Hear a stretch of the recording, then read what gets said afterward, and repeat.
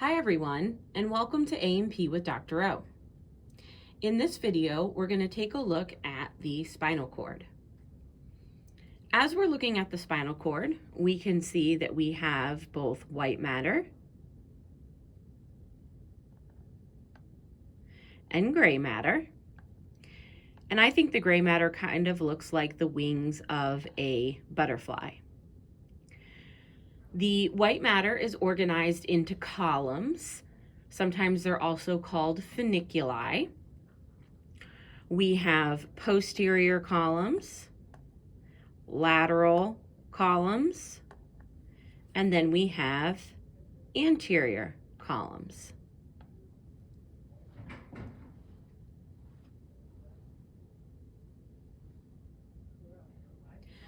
We also have the gray matter organized into horns. We have our posterior horns, lateral horn, and then anterior horn.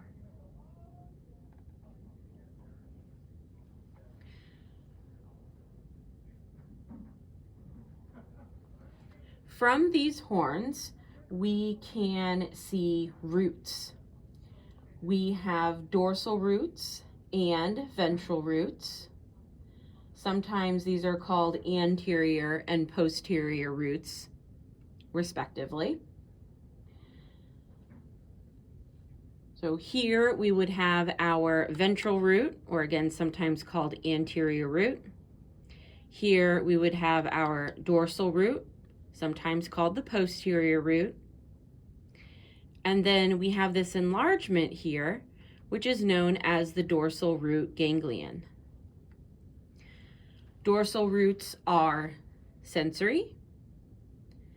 Ventral roots are motor.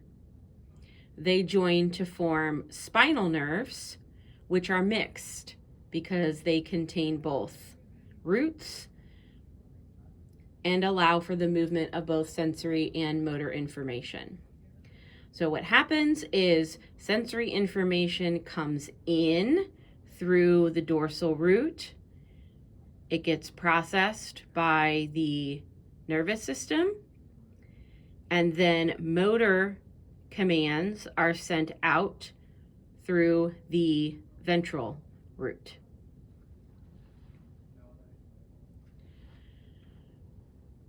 We also have this little bridge between the two sides of gray matter. So a bridge between our butterfly wings. This is known as the gray commissure.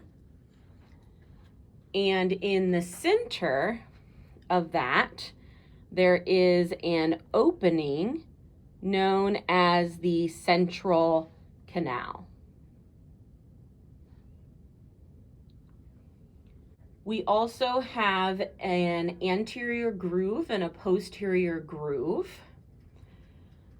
If we go ahead and take a look, we have this anterior, and it's also medial, so we call it median, and it's going to be a deeper groove, so it's a fissure. So this is the anterior median fissure. And then we have a groove that's posterior. It's a little more shallow, so it's going to be a sulcus. This then would be the posterior median sulcus.